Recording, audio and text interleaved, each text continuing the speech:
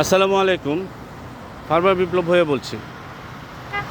আজকে আপনাদের সাথে পরিচয় করিয়ে দেব একটি ভেষজ গাছের,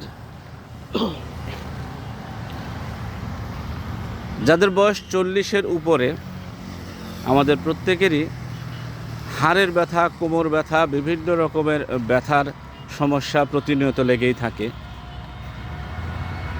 বিভিন্ন কারণে হয়ে থাকতে পারে, কাজ করার প্রেক্ষিতে বসে থাকার জন্য বা বিভিন্নভাবে ব্যথা পাওয়ার জন্য। আবার অনেকেরই হয়ে থাকে হাড় ক্ষয়ের কারণে। বিভিন্ন ধরনের অ্যালোপ্যাথিক মেডিসিন আমরা খেয়ে থাকি প্রায় সময়।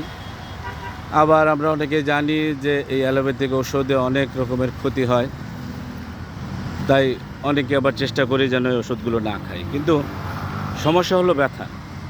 এই ব্যথা যতক্ষণ আছে ততক্ষণ তো আসলে আর কোনো কিছুই ভালো লাগে না, সে কারণে ওষুধ খেতেই হবে। কিন্তু আমরা এটাও জানি প্রকৃতির মাঝে আমাদের প্রচুর পরিমাণ ঔষধি গাছ রয়েছে। সে গাছগুলো যদি আমরা সঠিক পন্থায় খেতে পারি, তাহলে কোনো রকমের সাইড এফেক্ট ছাড়াই আমরা সেই সমস্যাগুলো সমাধান করতে পারি।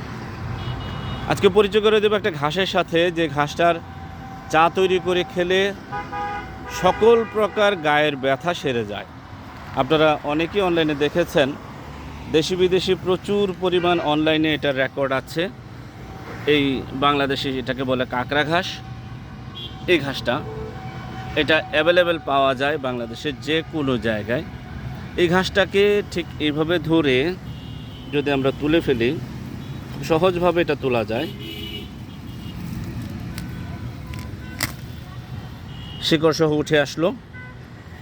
এই ঘাসটাকে ভালোভাবে ধুয়ে যদি আমরা শিকড় সহ চা বানিয়ে খেতে পারি, তাহলে যত প্রকার ভয়ঙ্কর ব্যথাই থাক, সর্বোচ্চ 3 দিনের মধ্যে ব্যথাটা ভালো হয়ে যাবে।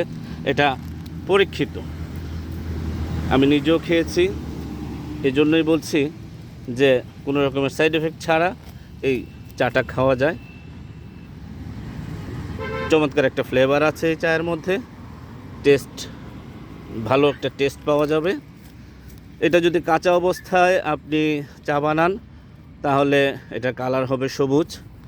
আর যদি এটা একটু শুকনো অবস্থায় চা বানান, তাহলে সেটা হবে একটু বাদামি রঙের, বাদামি না, হলুদ রঙের। চমৎকারভাবে রিকভারি হয় এই ব্যথাটা, এবং বলতে গেলে এই ব্যথাটা আর ফিরে আসে না। যদি কোনো কারণে আবার ফিরে আসে, তাহলে আবার আপনারা এটা খেতে পারেন।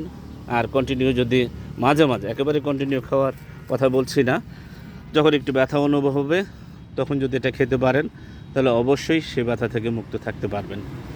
আশা করি আপনারা চেষ্টা করবেন নিজে ভালো থাকার জন্য, অন্যকে ভালো রাখার জন্য পরামর্শ দেবেন। ধন্যবাদ। আসসালামু আলাইকুম।